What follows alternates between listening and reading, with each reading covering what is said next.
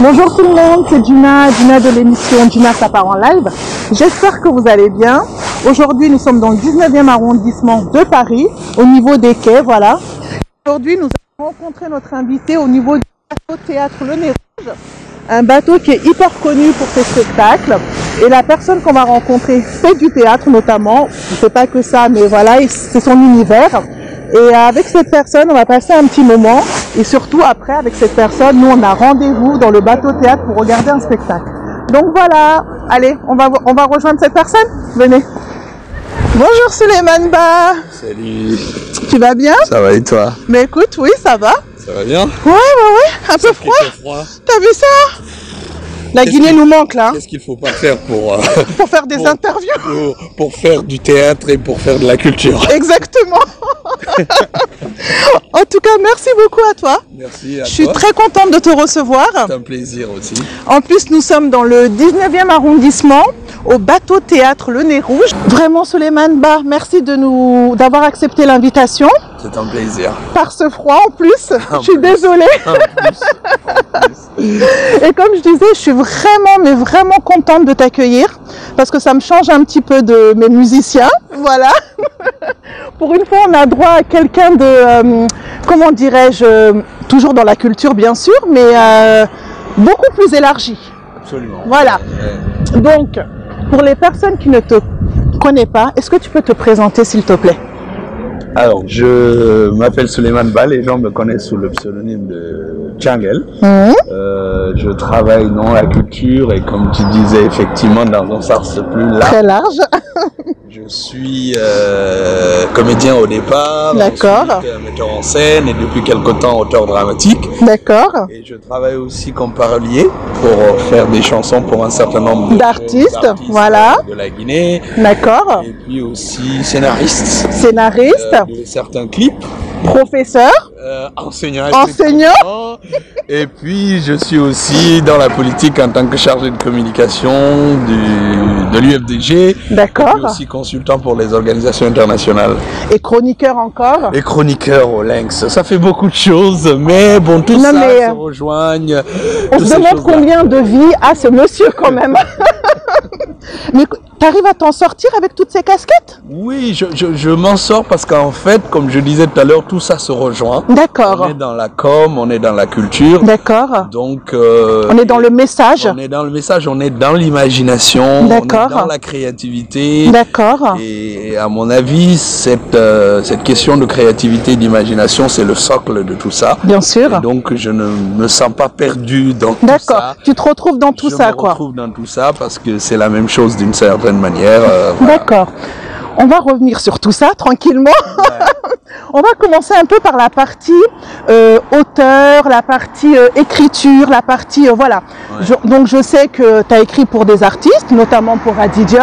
Ouais. Tu as écrit pour Banlieusard, tu as fait des clips pour certains artistes. Ouais. Pourquoi travailler avec la jeunesse? Pourquoi? Bon, parce que c'est l'avenir. Ouais. Peut-être, comme disent certains d'entre eux, c'est le présent. D'accord. Moi, j'ai toujours estimé que la chose la plus importante, c'est ce qu'on pouvait avoir comme investissement. D'accord. Pour aider ceux qui n'ont peut-être pas eu les mêmes chances que nous, les mêmes parcours que nous, les mêmes s'exprimer, que nous, pour qu'ils racontent quelque chose, parce que nous avons tous des choses à raconter. D'accord. Et pour moi, m'investir au niveau des jeunes, c'était ma façon à moi de garantir d'une certaine manière une pérennisation de ce que je fais. D'accord. Parce que ceux-là sont aussi capables d'une certaine façon de transmettre à d'autres personnes.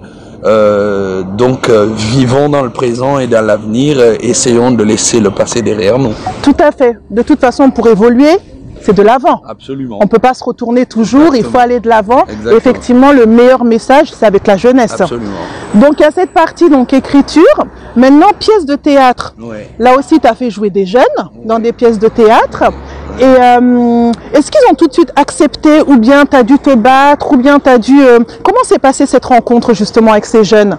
En fait, ça a été très facile d'une certaine manière parce que, vous savez, il y a beaucoup d'entre eux qui, quand ils parlent de moi, ils disent que je leur ai fait confiance pour leur donner... Je l'ai beaucoup entendu d'ailleurs. Hein. Ouais. Mais en réalité, ils oublient que moi aussi, c'est parce qu'ils m'ont fait confiance. C'est vrai. C'est une confiance réciproque. Si c'est du donnant-donnant, voilà, c'est mutuel, si quoi. Si vous décidez de mettre quelqu'un en scène et que vous le faites venir sur un spectacle et que la personne...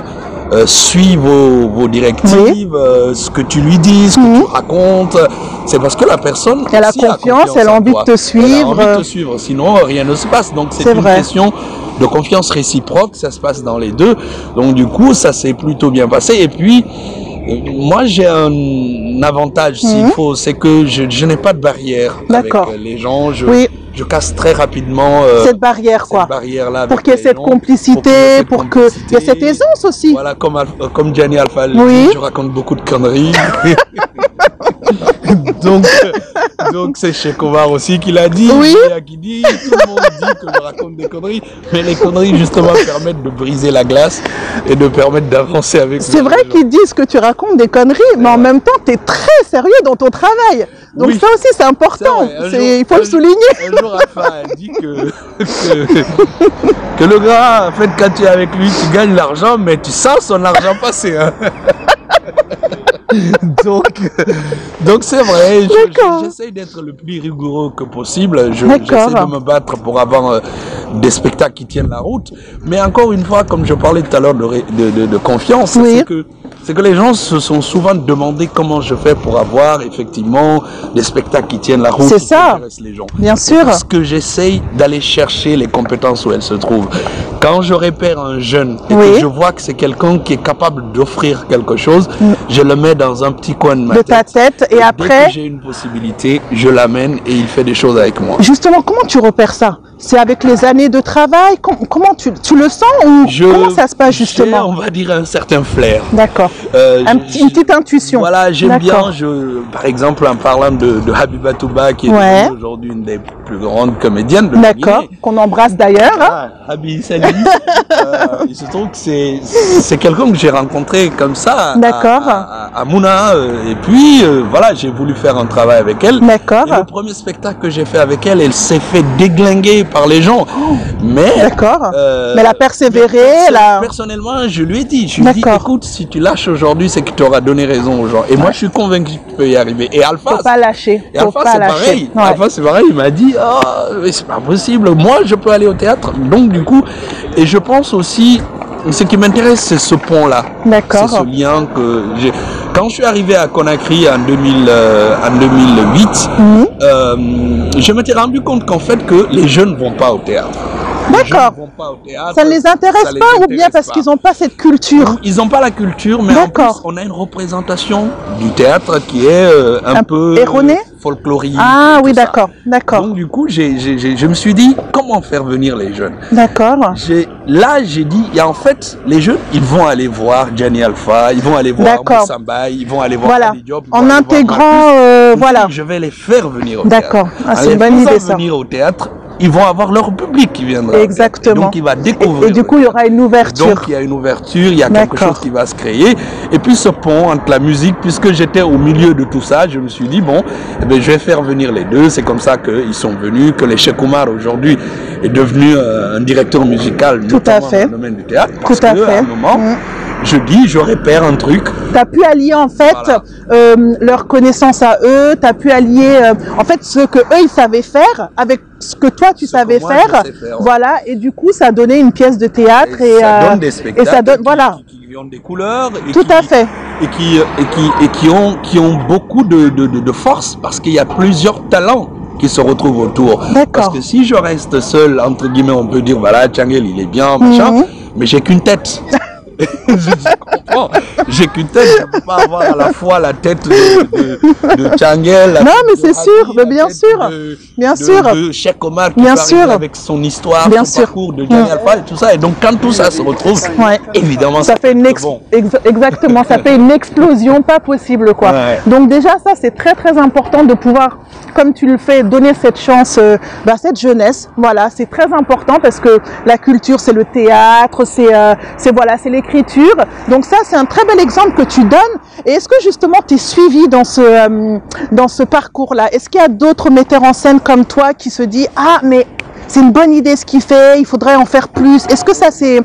Voilà, est-ce qu'on a ça? Metteur en scène, je sais que moi je suis passé par ça aussi. D'accord. C'est-à-dire qu'il y a eu un metteur en scène qui n'a peut-être pas utilisé les mêmes moyens que moi. D'accord. Comme Ansoumane Condé. Oui.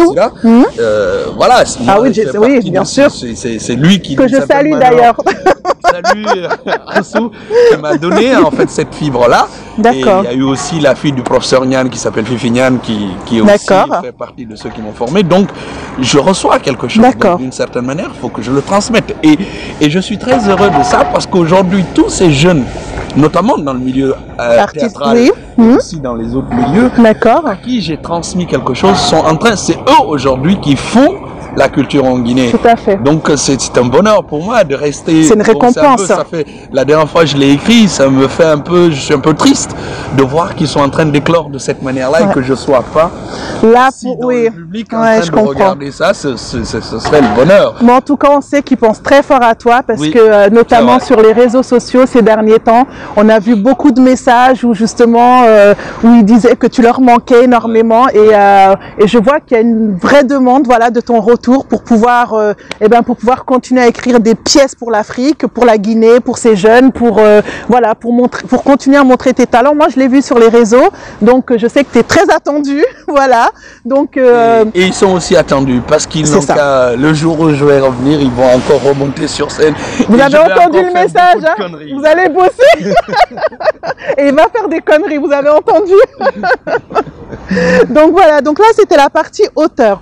Maintenant je voudrais que tu me parles un petit peu parce que tu es aussi écrivain. Oui, t'as quand même écrit deux livres. Alors, en fait, c'est pourquoi j'hésite dans le concept d'écrivain. Oui. C'est que c'est le travail que je fais au théâtre qui va dans l'écriture ou c'est le travail que je fais dans la presse. D'accord. Qui va de l'autre côté. Donc c'est pour ça que je disais tout à l'heure que tout ça se mélange, mais bien sûr l'écriture, voilà, je vois.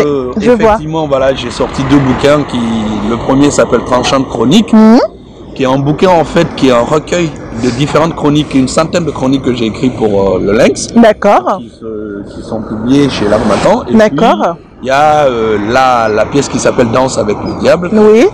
Qui a été en pièce de théâtre. Une pièce de théâtre et donc du coup que j'ai monté en Guinée. Ensuite que les Billiards ont travaillé. D'accord. J'étais d'ailleurs récemment au dernier festival des Récréatrales apparemment qui a fait un carton. Super. Super. Voilà. Et puis bon, actuellement je travaille sur une nouvelle pièce, c'est ça? 2 nouvelles pièces. Voilà, il y en a une qui est terminée. La deuxième, elle est en lecture, c'était Jamais 203 qui est une pièce qui raconte l'exil. D'accord. La dernière qui s'appelle La fille qui répare les hommes. D'accord.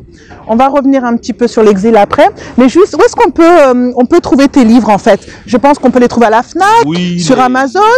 Oui, on peut les trouver sur Amazon. N'hésitez pas, sincèrement, pour ceux qui sont ici, n'hésitez vraiment pas à aller vous procurer ces 2 livres parce que c'est aussi comme ça qu'on soutient nos artistes. Voilà, c'est en achetant leurs livres. Je l'ai toujours dit dans toutes mes interviews. C'est très important, c'est comme ça qu'on montre qu'on soutient, c'est comme ça qu'on montre qu'on a envie d'évoluer et la culture c'est ça, c'est aussi leur gagne-pain, voilà, donc c'est très important et surtout c'est important de s'enrichir par le vocabulaire, par l'imaginaire, donc allez-y, prenez ces livres, lisez-les et en parlez partout, voilà. Je reviens sur toi, tu me parlais du mot exil tout à l'heure. Oui. Donc, si je dis des bêtises, tu m'arrêtes tout de suite, hein, d'accord? Là, ça fait 2 ans que tu es en France, pardon, c'est ça? Ça fait 2 ans que tu es, 2 ans et demi que tu es en France. Comment ça se passe? Bon, écoute, l'exil c'est jamais évident. Bien sûr. Surtout quand c'est un exil qu'on n'a pas choisi, qu'on subit. Tout à fait. Mais en même temps, comme on dit, comme je dis souvent, on subit, mais on survit. On survit. Donc c'est un peu compliqué parfois de ne pas être à Conakry, de ne pas être avec sa famille, de ne pas être avec ses proches. Comme je disais tout à l'heure sur le plan professionnel de ne pas être présent quand tous ces jeunes... Quand tout se passe là-bas et... ouais. Voilà, sont en train de faire des choses assez extraordinaires, des choses magnifiques et de ne pas être présent. Pour les assister, pour les encourager. Voir, par exemple, sur le plan théâtral, ce que des jeunes comme Bilia sont en train de faire au studio Kira, de ne pas être là au concert extraordinaire de Alpha sur l'esplanade du Palais du Peuple, de ne pas... etc.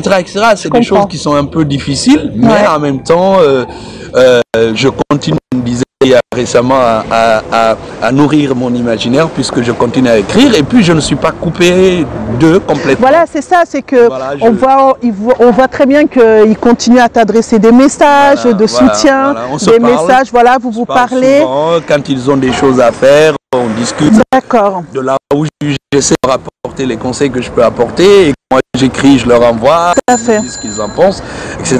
Donc c'est un peu compliqué pour ces choses-là.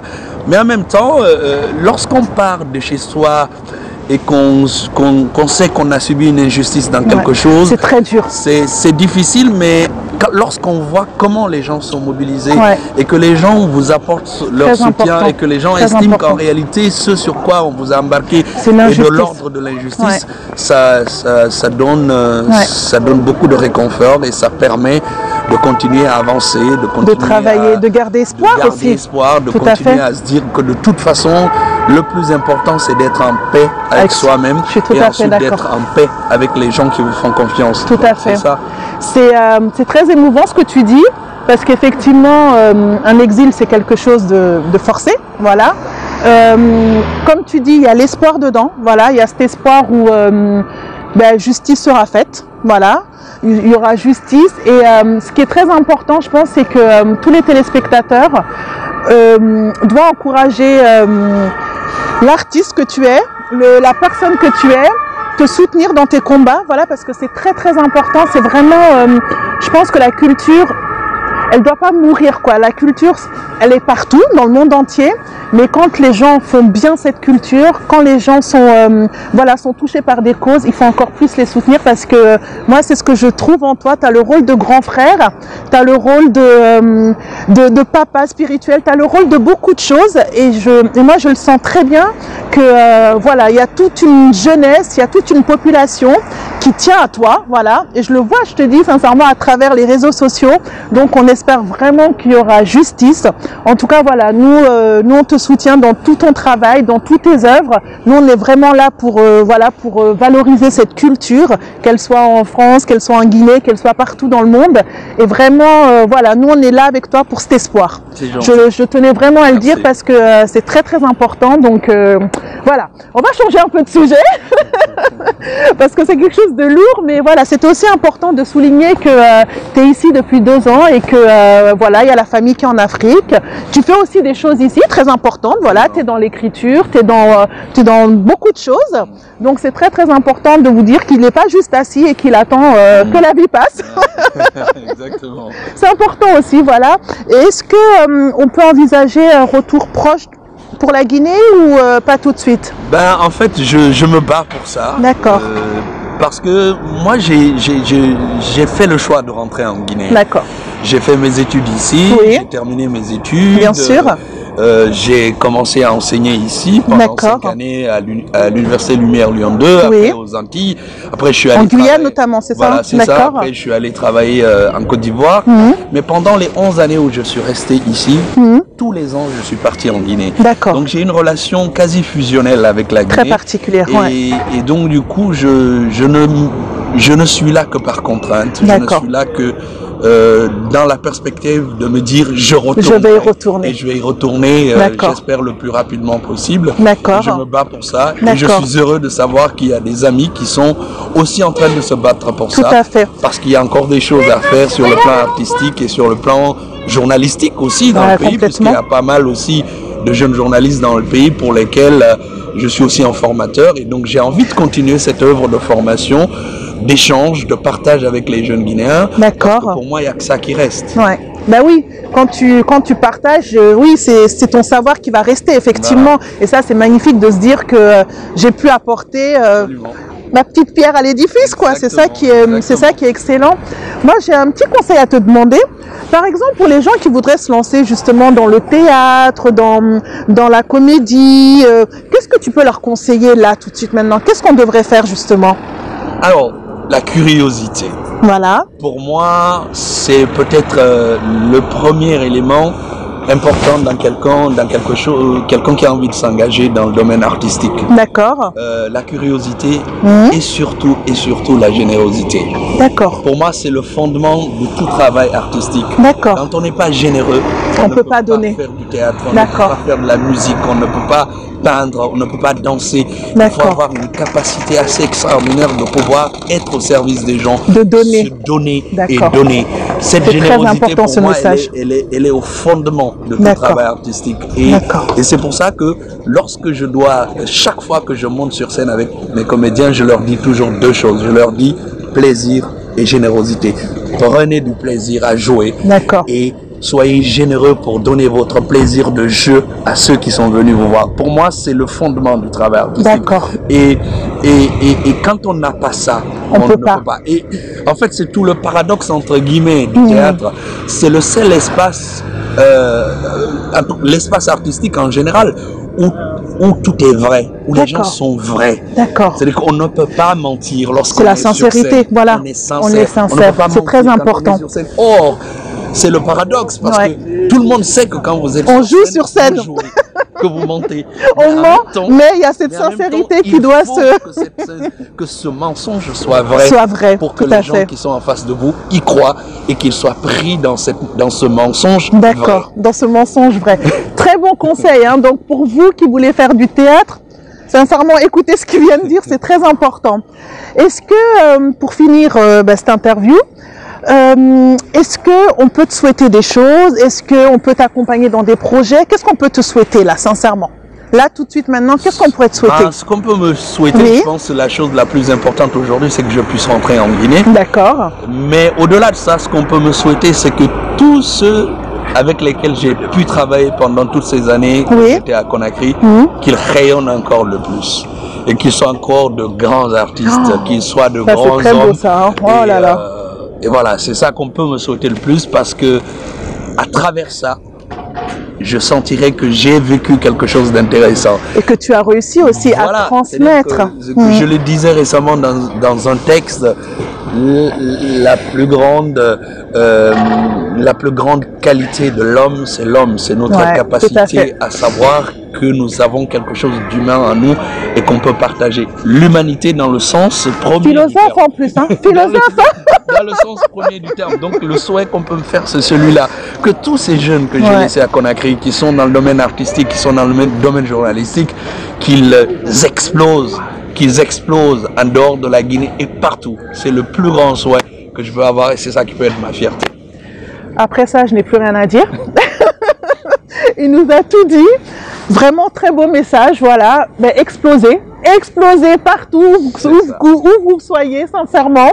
Et voilà, montrez-nous votre rayonnement partout et continuez à faire ce que vous aimez. C'est ça en gros. C'est ça. Faites ce que vous aimez. Faites ce que vous aimez avec sincérité, avec cœur. Prenez votre pied. Voilà. Prenez votre pied. Faites en sorte que l'orgasme soit le plus énorme possible. C'est vrai, il dit des conneries, mais c'est vrai en même temps. En tout cas, merci beaucoup à toi. Merci Gina, mais je veux quand même dire quelque chose. Oui, dis-moi. Ah non, mais dis-moi. Tu as un festival.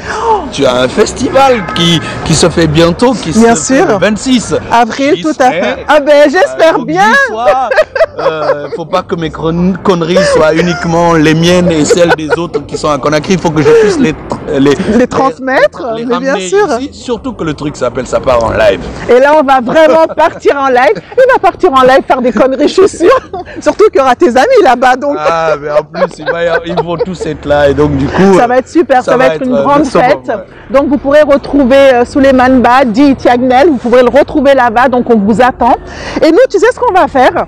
Parce que là, on a froid. Donc, non mais c'est horrible, franchement on est resté là pour vous parce qu'on vous adore les téléspectateurs, mais nous, vous voyez le bateau théâtre, nous on va aller regarder le spectacle qui est là-bas, on va vous laisser parce qu'on a hyper froid et on vous dit à très bientôt. Ça pourra nous permettre de nous réchauffer. On y va, on vous dit à bientôt. Ciao tout le monde.